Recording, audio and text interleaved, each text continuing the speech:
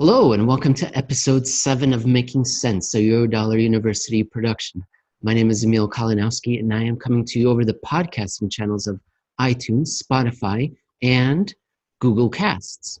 Also, for those of you joining the YouTube simulcast, you'll be able to see some of the graphs referenced in the show, as well as pose questions in the comment section below.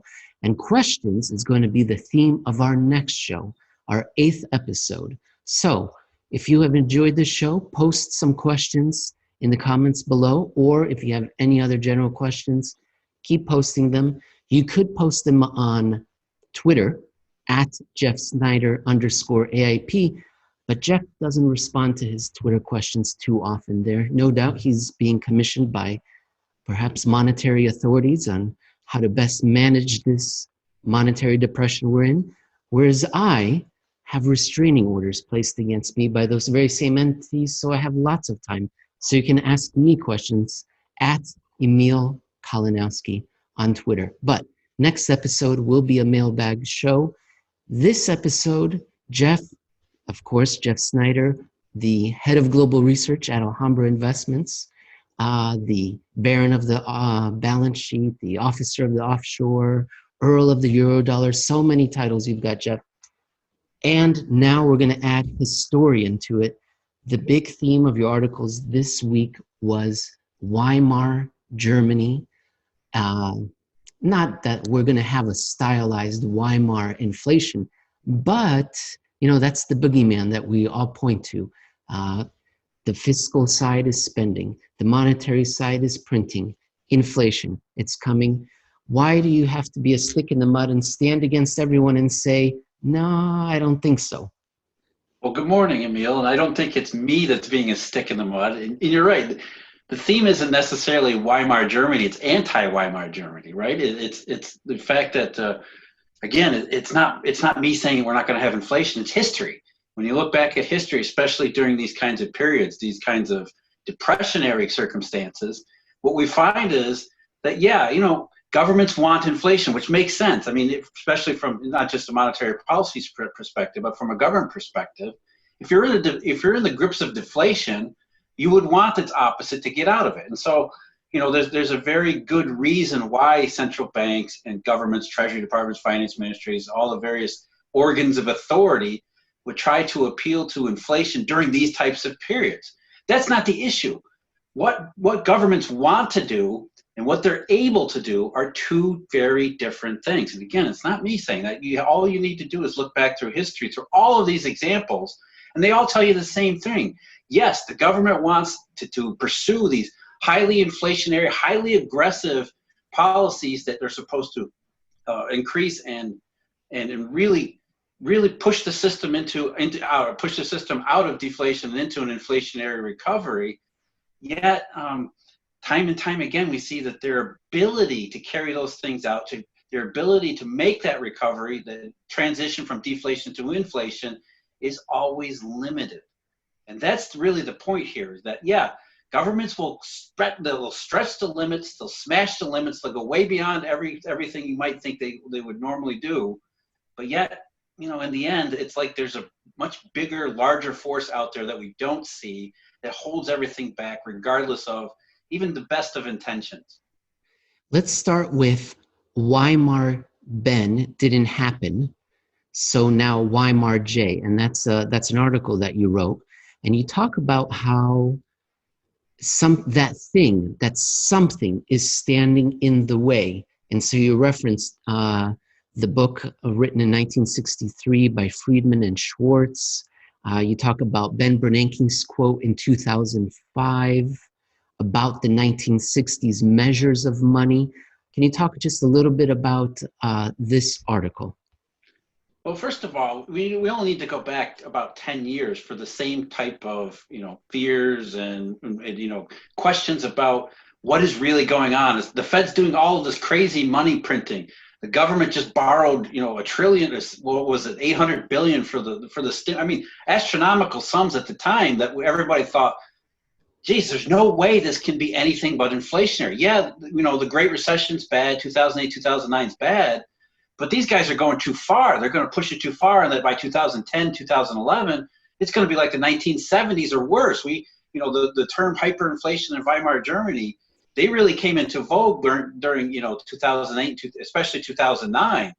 Even prominent economists like Anna Schwartz, who was Milton Friedman's co-author for Monetary History, right away, it's July 2009, she opposed Ben Bernanke's reappointment for Fed chairman because she said, look, this guy's gone too far. He only knows either zero or trillions. And so, and it wasn't just Anna Schwartz. We're talking about Martin Feldstein.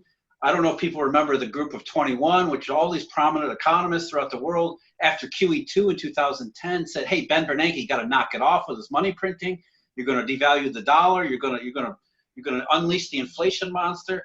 All of these things that happened in the early "quote unquote" recovery period, where these prominent critics, these prominent economists, these so-called experts kept saying, money printing, government spending, this is going to unleash the inflation monster.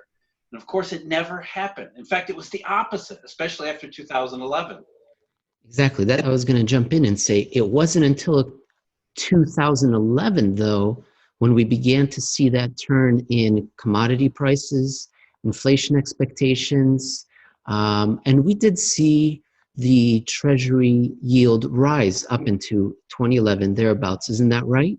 And the dollar was falling. So there was a sense that there would be inflation, right? I think it was the market giving the benefit of the doubt to these very fancy programs, these very large numbers. Of course, there were some things happening in Greece and Dubai, and then somebody was borrowing gold from the BIS and being redistributed out into Europe. And, some things you don't have to worry about until about April 2011. But until that point, yeah, we were believing inflation was coming. Well, there were some signals that suggested, I would say, more normalcy. But where it got into where I think everybody made their big mistake was in believing that the Fed was money printing and then overdoing it. There really weren't any signs that things were being overdone, that the Fed was going too far, that the U.S. government was pushing things too far. It was really just, that's why we call it reflation. There were some reflationary signs, Emil, and you're right. You point out the dollar was falling, but it wasn't crashing. There was no signs it was going to crash. It was revisiting the lows that it had hit in 2008. Interest rates were rising. But as you point out, along the way, before we even got to 2011, there were several very, very vibrant and very significant deflationary signals. I mean, do people forget the flash crash in May of 2010, which was a huge, and it was related to what was going on in Europe at the time too. So there were all of these monetary signals throughout, especially 2010. Oh, by the way, why does Ben Bernanke need to do a second round of QE if it's such powerful money printing that it's going to risk hyperinflation? If you got to do it twice, it probably didn't work the first time, so it sure as hell isn't going to go too far the second time. So I mean, yeah, it gets back to this idea of what does the Fed actually do? What does the federal government really do? What is it that really does matter to the monetary system? And what you find out, this is our first poignant example, was that in 2008, 2009, it's not the Fed that matters. It's not the federal government, not the Treasury Department.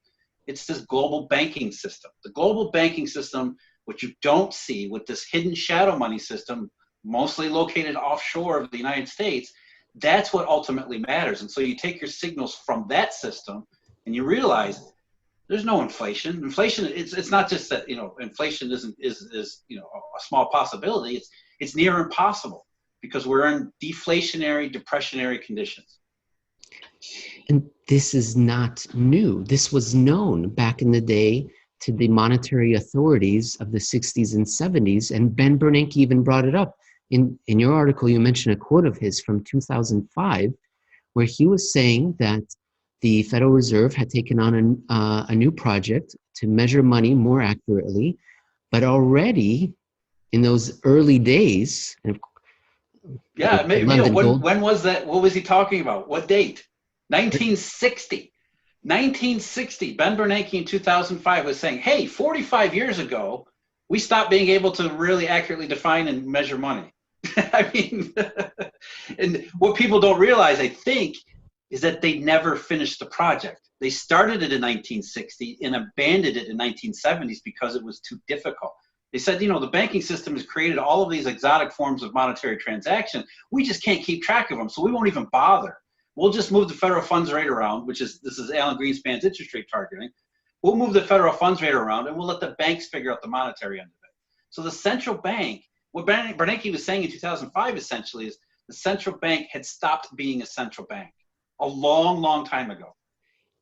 So when you say central bank, I think it's what we all instinctually understand a central bank should be doing, which is measuring and controlling the money supply. And that's what the traditional role of central banks has been for hundreds of years until after the Second World War.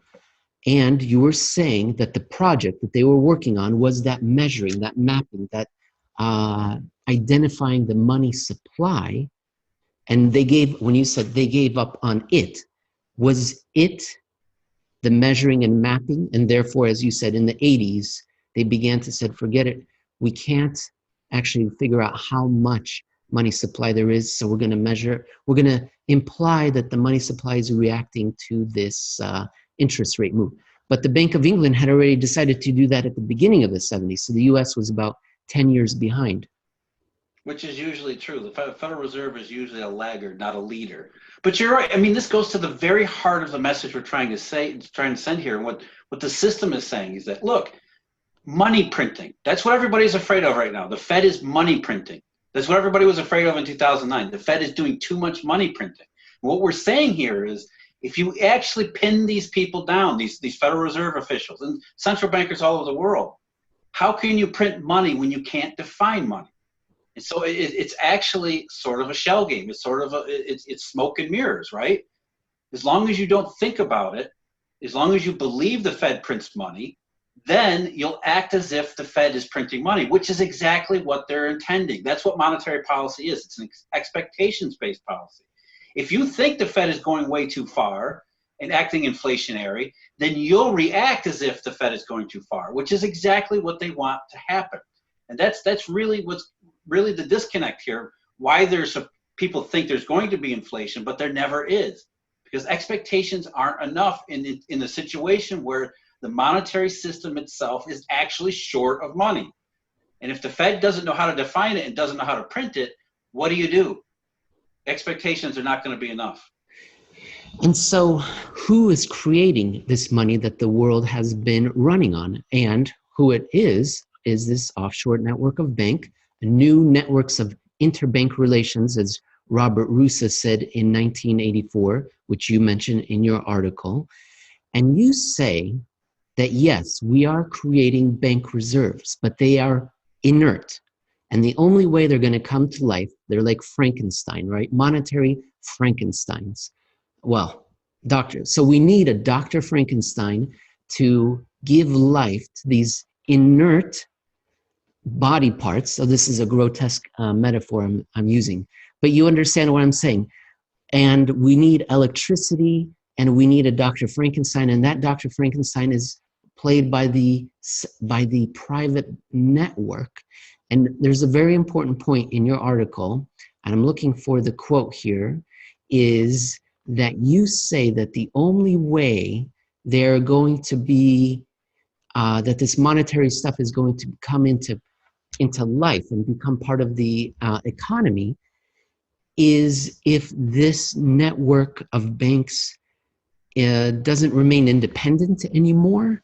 Let me see what this, you bold and italicize independent in this article, and you say that so long as the banking system remains detached, meaning they refuse to give life to the reserves that the central bank is creating, so long as they remain detached, money isn't going to be, credit isn't going to be flowing into the broader economy. So my question then to you is there a way to force them to do it? Obviously the way they would do it is by believing that the economy that is full of return and demand is returning. But is there a way for central banks and the fiscal authorities to compel commercial banks to start lending freely into the economy?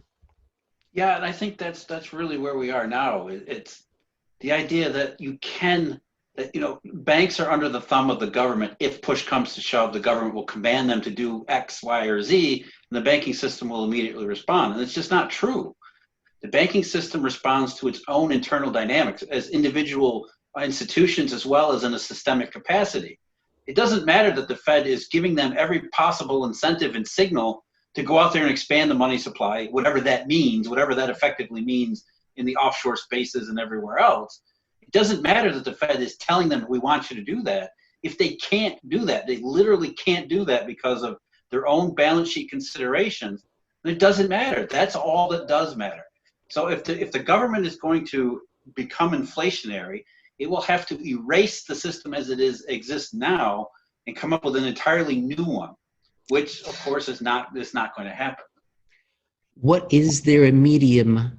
Is there a compromise whereby we keep the system, but the government becomes authoritative and treats these banks as public utilities and installs their people at the top and guarantees losses, not guaranteed, but it acts as a true backstop so as to create some sort of confidence in the banks that if anything goes wrong, the government will be there to pick up the pieces. Is that a possibility? I'm thinking perhaps of modern day China, where Beijing tells the big four banks, I know lately they haven't been lending as much, but before they were, at the penalty of death, can the government, I know not the American government, but can we, is there some sort of power whereby we compel banks to lend? Well, Emil, isn't that what the Fed is attempting? Not to that extreme, but that's the whole point of it, buying corporate bonds and buying junk bonds. What the Fed is trying to signal is to the banking arrangements, these ad hoc networks and all of the individual institutions throughout the world, hey, we're going to support this market. There won't be any losses. So go back to business as normal. Don't worry about this whole COVID-19 shutdown, this depression, this 30 million people out of work. No big deal. We'll cover you. The problem with that is the Fed actually supporting those markets? It gets back to what Paul Krugman said in the 1990s about the Japanese situation. You have to credibly promise to be irresponsible. The issue isn't the irresponsibility, which is what everybody focuses on right now. It's the credible part. The Fed is not supporting markets. It's pretending that it is. It's sending the message to you, me, and everybody in between that it's trying to support markets, and it wants everybody to believe that it can, but it's literally impossible for the Fed to do so. And the people who operate inside these banks and inside these markets know the difference. The Fed does not have the credibility on the inside that it's given on the outside. And that's really the main issue here. Because the monetary system itself, which are these banks, they know the Fed doesn't know how to define or doesn't know how to measure, define, or accurately intervene in the monetary system. Therefore, what credibility does the Fed have? And that's why you see bond yields so low. That's why you see curves crash. The bond market is saying, the monetary system itself is saying, hey, we're on to you, Fed. You're not printing money. We know you're not printing money. We know you can't print money. No, by the way, you trying to take this to the next level by saying you're supporting markets, we're laughing at you. We don't believe that either. Joined by Jeff Snyder, Chief Investment Officer of Alhambra Investments. You can find him at Jeff Snyder _AIP on Twitter. Jeff, your next article, Weimar 30s didn't happen because it's what you don't see. So you're not making all this up. This isn't a theory of yours. You're looking back at history, as we talked about at the beginning of the show, and you're referencing a story that's remarkably similar. This is definitely an example of one of those moments where the phrase history doesn't repeat, but it sure does echo. Can you talk about what happened in the 30s and how remarkably similar it sounds to present day? Yeah, well, we all think that quantitative easing, for example, is something brand new. Well, first of all, the Japanese did it, about 10 years before the U.S. did it. But bond buying as a means of a federal central bank, especially the Federal Reserve, trying to intervene in liquidity markets, that was done in the 1930s as well. You know, we talked about last week with the Bank of the United States and the end of December 1930 and how we got there. Well, in response to the failure of the Bank of the United States in December 1930, the Federal Reserve Bank of New York bought about $45 million in treasury bonds from two New York banks who were desperate for liquidity. Now, that wasn't quite quantitative easing, but it was similar in its intent and it's similar in its effects, which were not very good. And so, you know, between December 1930, early 1931, and the end of the Great Contraction phase of the Great Depression in 1933, Federal Reserve expanded its balance sheet. The level of bank reserves, which was called reserve bank credit back then, that level increased dramatically. I think it was about 2.5 times from the low in 1931. So, I mean, there we go again. The Fed expanding its balance sheet, printing bank reserve, money printing. Oh my God! And then at the end of 1930 or the beginning of 1933, the federal government, along with the Fed, got into the money printing business with something called the Thomas Amendment. And then, of course, devaluation, which they dramatically lowered the gold content of the dollar, which had the effect of, since they were paying more paper dollars per ounce of gold, that they had the effect of inviting an enormous quantity, an enormous sum of gold into the United States. So here you have much more bank reserves, you have gold inflow, massive gold inflows into the US, and everybody thought, you know, hey, here we go again. This has got to be inflationary. And on top of that, of course, we had the New Deal, right? I mean, we had the fact that the Roosevelt administration was doing all sorts of strange things, new things, borrowing in a way that had never been done in American history before. And so, you know, by the time we got to 1934, 1935, it was all the same things you hear today. It's all the same things that you heard in 2008, 2009, 2010, that this was going to definitely be inflationary. And Jeff is not just saying it's all the same things. Jeff has read the meeting minutes from the 1930s, and he's quoting them for your reading pleasure in this article. Weimar 30s didn't happen because it's what you don't see, and you can see that at Alhambra Investments. For those of you who have things to do on Friday and Saturday nights, Jeff has read the meeting minutes from the 1930s and has quoted them here for your time-saving pleasure. But it reads as it reads recently. We're worried about reserves. There's so much of them. It's going to create inflation. You know what we should do? We should start raising interest rates. Is this 2018? No, it was the 1930s. It was the same story. And guess what? A recession in 1937, just like we had one right now. Yeah, and it's also interesting, Emil, that it wasn't just about should we raise rates. It's what should we do about this massive inflationary problem we're not handling. They actually talked about something that was very similar to quantitative tightening. They had a QT debate in 1935 and 1936. They had all of this money. At least they thought they had all this monetary inflow from 1931 forward.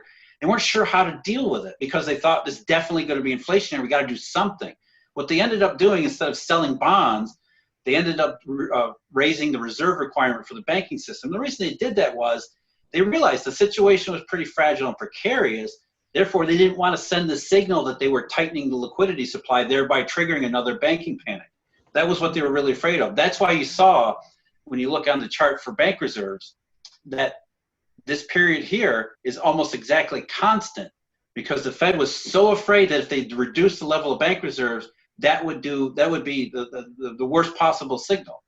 Well, what it turned out to be was it didn't matter what they did, because this situation was fragile. Even though gold was exploding higher, the monetary base was going through the roof, everything should have been inflationary except for what you didn't see, which was, again, the banking system, the money multiplier in that case. And as you said, Emil, what ended up happening, instead of recovery and inflation, or even the hint of inflation, you had this another massive depression in 1937, which, if 1937 had happened outside of the 30s, it would have been one of the worst depressions in history, in our history, certainly. So we had this massive depression because officials got it wrong. They thought that they had all the ingredients for a monetary inflation, which would have been predicated on a successful recovery, when that was never actually the case. It was never actually happened. We had never left the grips of deflation. The best that we had was a reflation, and underlying all of it was this monetary fragility. That's the first sign of trouble retrenched again in the worst possible way. It's like you said, it's what you don't see. Now, I myself am a bath man. I get in the tub, I turn on the faucet, and I see the water pouring in. That's the Federal Reserve creating reserves. What you don't see below the monetary waterline is the giant sink, drain, which are the commercial banks that are just destroying credit. And that's why the monetary waterline never rises. But maybe Emil, it's almost the inverse here, right? Here we have in the 1930s, we have it in the 2010s, and now the 2020s, the same thing. The more the Fed does, that's not money printing, that's an indication of what's being destroyed in the parts that you don't see. So the more the Fed does, the more you should be concerned, not inflationary concern, but the opposite. That, hey, what's going on that you don't see must be severe, because look, it's forcing these guys who are always laggards to do something, and to do something extreme. These people who don't know their jobs, who don't know the monetary system. By the way, that's really the common thread throughout the Federal Reserve's entire history. I know we've all been brought up on the quote unquote great moderation in the 80s and 90s, but for outside of that period, which, you know, it's arguable with the Fed's effect on that period anyway, but outside of the 80s and 90s, the Fed's track record is really, really, really, really bad. I mean, not just the 1930s, you also have the 1970s, where the Fed didn't want inflation, did everything it could to try to control inflation, worked with the government in all sorts of ridiculous ways that expanded federal power that were more home in communist China and Soviet Russia, you know, Nixon's wage and price board, for example. Yet inflation happened anyway, as if the Fed was a powerless bystander to the monetary system that actually does matter. That's the key. If you believe that the central banks know what they're doing, then you will come up with convoluted answers to explain what's happening. But it's very simple. If you just assume that they don't know what they're doing and they are laggards, everything seems to become much simpler. Jeff, there's a line in that article that I want to ask you about. You said, quote, an inflationary scenario was therefore impossible at any level of official money printing and gold flows. But surely that can't be right. There's got to be a point where inflation takes place when it comes to money printing. Or does that only apply in countries where central banks are the center of their monetary universe and not in a reserve currency countries such as the United Kingdom or America, where commercial banks create much more money than the printer? Situations like hyperinflation, it's not necessarily what the central bank does, it's how those central bank actions are interpreted. A hyperinflationary scenario, even if you get into not just Weimar Germany, but also Zimbabwe or, you know, Argentina, some of the more recent examples, what they show, it's not what the central bank does, it's how what the central bank actions are being interpreted. And so there's even a level of, you know, I want to say there's another layer of considerations and factors beyond just what the government wants to do. If the situation is such that, you know, the central bank credibly promises to be irresponsible, or is just actually irresponsible and it's interpreted that way, and there are no limiting factors outside of that, then that's your pathway to inflation and hyperinflation. But we're in a situation, as we were in the 1930s, where the considerations were more immediate. Everybody was reduced in a deflationary and a depressionary environment to thinking about the situation from their ground level. I mean, the poor family on the street in 1930s America who didn't care what, you know, they were doing in each of these 12 Federal Reserve branches, because it was more decentralized at the time. They didn't care what the Fed was doing. They only cared about what cash they had available in their pocket and whether they could get some tomorrow. You know, there's a huge disconnect between this top-down approach and even how that's supposed to work, what actually happens on the ground sometimes. And we're in kind of the same situation now where, you know, what's going on with Jay Powell and monetary policies, quantitative easing, that's all up in the clouds. That's not something that's really impacting people's lives here. I mean, yeah, they see the stock market goes up on one of the worst days for, you know, the labor market in history. But I mean, there's a disconnect there. There's a deflation on the ground. inflation in the clouds. That's the best way I can describe it, because what happens on the ground is what's happened on the ground, and there's not much the central bank or the government can do to change that right now. Well, the Chicago Fed doesn't think so, at least a few people that work at the Chicago Fed, and they have written a paper, a working paper, that you discuss in your last article that we're going to review today. Quote, everyone knows the government wants a controlled Weimar. And the Chicago Fed has, I don't want to say that Chicago Fed, but a few of the researchers there have stumbled on the idea that what you can do is have the fiscal arm and the monetary arm working together. And quote, the fiscal authority introduces an emergency budget with no provisions on how it will be balanced. First of all, I'm surprised that it ever is balanced or it's ever explained. And what it is, I don't really believe them, and I don't think anyone else does.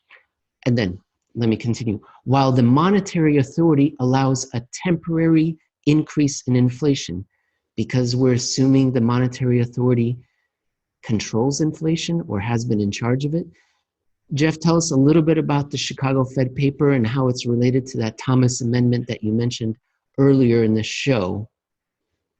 Again, it's this disconnect between what everybody wants to do and what they can do. Well, the Chicago Fed, the researchers at the Fed, obviously assume the Fed can create inflation because they're a part of the system and they believe that since the beginning, even though all evidence shows otherwise. And so what they're saying is what everybody knows. The government borrows a ton, therefore it wants to pay it back in inflated currency because that's the easiest way to drive down the level of debt relative to growth, GDP, whatever measure you want to, whatever measuring stick you want to use. Everybody knows the government wants to print its way out of its mess. So what the Chicago Fed is doing is nothing that, they're saying what we all know to begin with. But the issue is not that the government wants inflation or the Fed wants inflation, is whether or not they can actually get it. Where does that supposed to come from? Now the Chicago Fed says, well, we'll just print money if we have to, which is kind of what the Thomas Amendment had authorized way back in the early 1930s. It was an amendment to the Agricultural Farm Bill in 1933, which intended to deal with deflation in the agricultural sector, the farm sector, which was being ravaged by low prices at that point.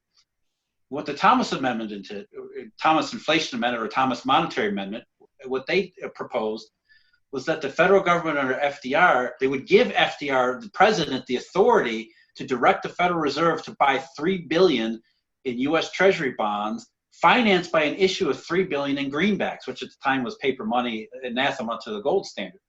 So here you have the Fed doing exactly what the Chicago Fed is proposing today, doing it back in 1933.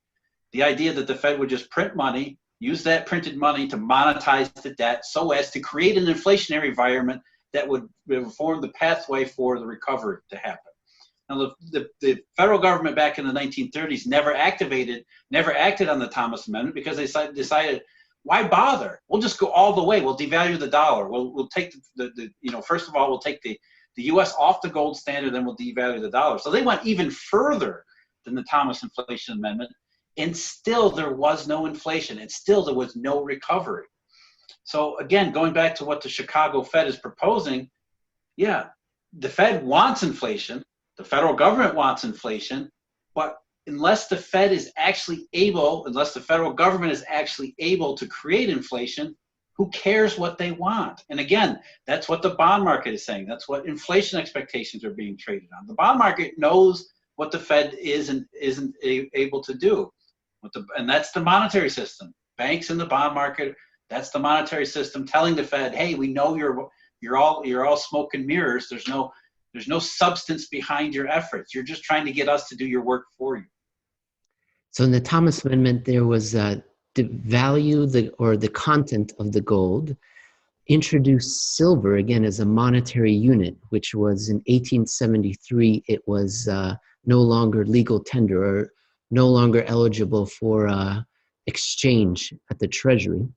And so they were thinking of reintroducing that big, huge amount of money that would have been dropped on the economy if they said, yes, silver is part of the going monetary standard. But they didn't do that. It didn't work. I'm wondering if they had reintroduced this huge amount of silver, if there would have been some sort of inflation.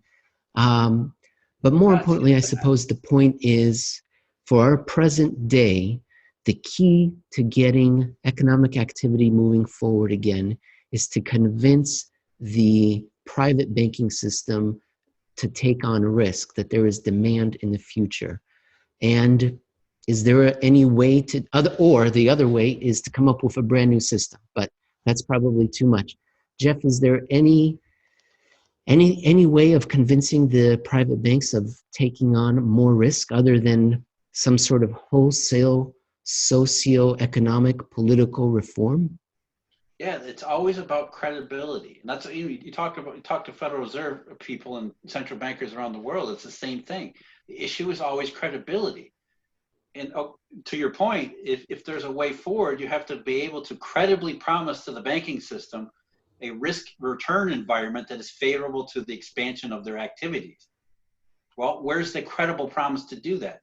Because over the last dozen years, the banking system in particular has learned that these guys don't know what they're talking about. They don't know what they're doing. They're all a bunch of charlatans. So credibility is already an issue to begin with, which is why inflation expectations have been so low since 2014. We're talking 6 years where the bond market has said, screw it, you guys don't know what the hell you're talking about. We're done with you. So being able to credibly create the conditions where the banking system says the risk return environment is favorable to expansion, I don't know how you do that other than maybe firing everybody and starting again on the central bank level and saying, hey, look, we're not going to do that stuff we used to do. We promised to reform and actually become competent in our core mission, which is to turn the Federal Reserve back into an actual central bank. Short of doing something like that, I'm not sure how you convince the banking system that has seen already a dozen years of failure. And oh, by the way, now we've got this new issue to deal with, which is pretty bad. And yeah, maybe it'll be a short-term thing, but there's all sorts of negative implications, second and third order effects that could come along with that. So credibly promising to redo the risk return environment so that banks expand their activities. You tell me, how do we do that from here? Where does that come from? It's nothing short of radical.